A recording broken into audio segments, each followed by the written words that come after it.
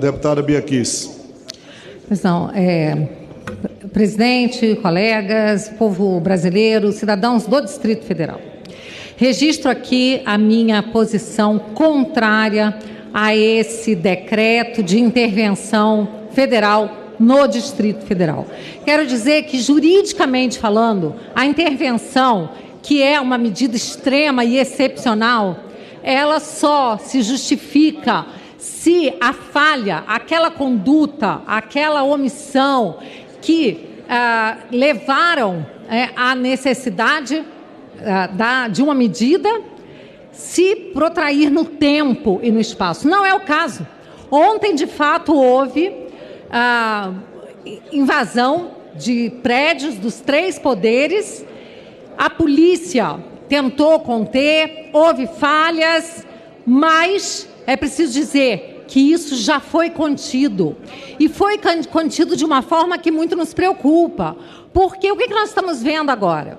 Se houve falha por parte do Distrito Federal, da Polícia Militar, do governo, dos comandos, essa mesma falha deve ser imputada ao ministro da Justiça, porque ele afirmou ao Globo que havia convocado a Força Nacional, que é ligada, é vinculada ao Ministério da Justiça, para estar presente aqui, para conter eventuais problemas que pudessem haver numa já anunciada manifestação que haveria no final de semana aqui na Praça dos 3 Poderes, em frente ao Congresso. E o que aconteceu? Se a PM, por acaso, não deu conta de evitar as invasões, a Força Nacional também não. Então, se pode acusar por omissão, negligência, seja o que for, os comandos do Distrito Federal, a mesma acusação tem que ser apontada para a Força Nacional e, portanto, o governador do Distrito Federal, que foi, inclusive, afastado de forma ilegal, sem nenhuma justificativa ou fundamento legal ou constitucional, esse mesmo motivo deveria, então, levar ao afastamento do ministro da Justiça, Flávio Dino. Quero dizer que a intervenção por 30 dias não é justificada, porque a situação já se encontra controlada. Completamente diferente do que aconteceu, por exemplo, no Rio de Janeiro, em que havia problema de narcotráfico e foi necessária uma intervenção federal duradoura para que pudesse conter a situação. Os cidadãos do Distrito Federal estão em segurança. As forças do Distrito Federal são plenamente capazes de conter a situação. Porém, muito me preocupa o uso político desse instrumento. Acabo de receber uma notícia de que uma senhora veio a óbito hoje nas dependências da Polícia Federal, não foi da PM, não, da Polícia Federal. Uma senhora a quem foi negado comida, água, e essa senhora, depois de horas e horas e horas a fio, sendo destratada, descuidada, veio a falecer. É preciso ainda confirmar essa informação, mas recebi de mais de uma fonte. Quero aqui lamentar e até torcer para que isso não seja verdade. Mas se for, isso não aconteceu nas dependências da Polícia Militar, e sim da Polícia Federal, que é ligada ao governo federal. Portanto, não se justifica essa intervenção no Distrito Federal. Eu fui procuradora do Distrito Federal, já passamos por outra situação em que se pedia intervenção, que ao final acabou não sendo concedida. E o Distrito Federal, eu tenho aqui comigo parecer da Procuradoria-Geral do Distrito Federal, que afirma que as forças de segurança do Distrito Federal são plenamente capazes de manter a segurança jurídica. Agora, é preciso dizer que quando a lei é ignorada, instaura-se a barbárie. E eu quero afirmar que, como fiel defensora da democracia e da liberdade nas minhas dezenas de anos de vida pública, começo aqui repudiando os atos de vandalismo e depredação do patrimônio público e ataques a policiais ocorridos no dia 8 de janeiro. de 2023. Nós não pregamos a violência. E eu tenho sido uma das vozes recorrentes, inclusive aqui nesse plenário, deputado Marcelo, na defesa das leis, dos direitos humanos e das garantias fundamentais. Ocorre que há anos estamos vivendo sob os desmandos de inquéritos ilegais e inconstitucionais sob o arbítrio de autoridades que não respeitam as leis e a Constituição. E, recentemente, o povo brasileiro foi submetido à soltura de um ex-presidente condenado, agora descondenado, e a uma série de manobras para que ele pudesse concorrer ao cargo de presidente da República até que finalmente subisse a rampa.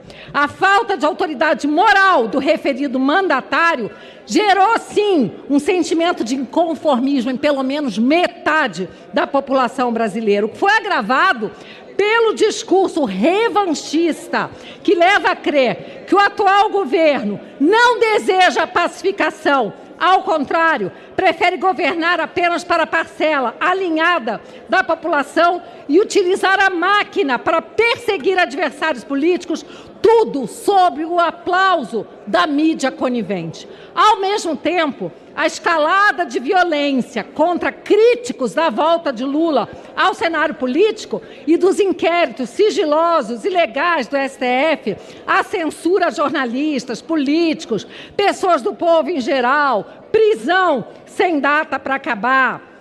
Todos esses fatos, essas pessoas têm sido perseguidas pelo simples fato de apoiarem o presidente Bolsonaro, o ex-presidente Bolsonaro, e isso aumentou a sensação de revolta em boa parte da sociedade. Os atos de vandalismo devem ser rechaçados, investigados, punidos na pessoa de seus autores e na forma da lei. A narrativa dominante, contudo, tem sido a de se responsabilizar e punir também, não só os autores, mas o ex-presidente Bolsonaro, seus apoiadores, bem como todas as pessoas que estavam se manifestando na tarde de domingo, ainda que pacificamente, ao arrepio das regras e garantias de direito penal. Até mesmo o governador do DF, recém-reeleito, foi afastado por despacho do ministro que conduz os inquéritos ilegais, em desconformidade às regras de competência privativas do STJ, quando se tratar de crime comum e de crime de responsabilidade da Câmara Legislativa do Distrito Federal. Ainda segundo a narrativa criada, os atos desastrosos e criminosos legitimariam os abusos e perseguições impostos aos adversários políticos do atual governo, como inquéritos da fake news, dos atos antidemocráticos, das milícias digitais, os atos de censura, bloqueio de redes, contas bancárias, quebras de sigilo bancário telemático, cancelamento de passaportes, prisão sem prazo, dentre outros, além de inquéritos sigilosos aos quais os advogados sequer têm acesso. Discordo com a mesma veemência com que repudio os atos de vandalismo. Registro ainda que os mesmos que clamam pela punição exemplar dos criminosos antidemocráticos defenderam atos semelhantes em 2013 e 2017, quando a violência partiu da esquerda. O atual ministro da Justiça, Flávio Dino, festejou tais atos dizendo que hoje a voz do povo se fará ouvir e não deu um pio quanto aos atos de vandalismo então ocorridos. Como bem lembrou o jornalista Cláudio Humberto em sua coluna, filas de deputados do PSOL e do PT se formaram para soltar vândalos presos ao argumento de que as manifestações eram atos democráticos. Hora de buscarmos urgentemente reverter tal quadro de descrença, o que só poderá ser feito pelo resgate das instituições hoje tão desacreditadas pelo povo brasileiro. O Congresso Nacional deve assumir a sua responsabilidade, já passou da hora. Diante de tudo isso, ressalta a importância de uma direita unida, coesa, que faça uma oposição inteligente, estratégica nos próximos anos, seguindo vigilante para garantir a implementação de políticas econômicas responsáveis, para fiscalizar a utilização dos recursos públicos e para assegurar o respeito ao equilíbrio entre os três poderes e aos princípios da República. Dito tudo isso, quero aqui, mais uma vez, afirmar que não se pode tratar como terroristas, pessoas que estavam aqui para clamar, se manifestar. Aqueles que invadiram, depredado, deverão ser punidos na forma da lei, de forma individualizada. Não se pode punir aquelas senhoras, aquelas crianças que estão sendo levados para instituições de crianças infratoras, de menores infratores, sem a menor razão de ser. Crianças que estavam, às vezes, apenas acompanhadas de seus pais, de seus avós, se manifestando legítima e democraticamente. Mas não, o que se quer é fazer uma vinculação dos atos antidemocráticos ao presidente Bolsonaro, que nem no Brasil se encontra. Isso é um absurdo. Já estamos, então, vislumbrando esses atos de perseguição daqueles que se dizem democráticos e fingem buscar uma pacificação, quando, na verdade, são duros e querem punir a população brasileira. É por isso que eu penso que essa intervenção, ela não deveria tomar lugar, não deveria ocorrer, porque o governo federal não tem sabido tratar das pessoas que estão agora sob sua guarda e que estão passando mal, senhoras idosas, crianças, homens que estão ficando sem alimento, sem água, sem lugar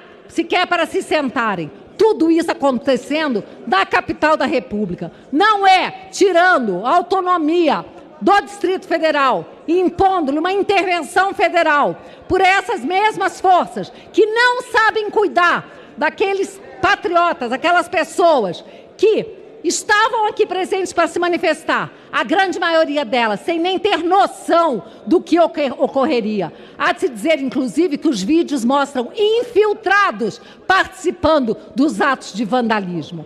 É isso, então, colegas, e o Brasil, é preciso dizer que essa parlamentar se opõe a essa intervenção, assim como se opõe à perseguição política que já querem impor simplesmente aqueles que apoiam o presidente Bolsonaro ou que não votaram no agora presidente Lula.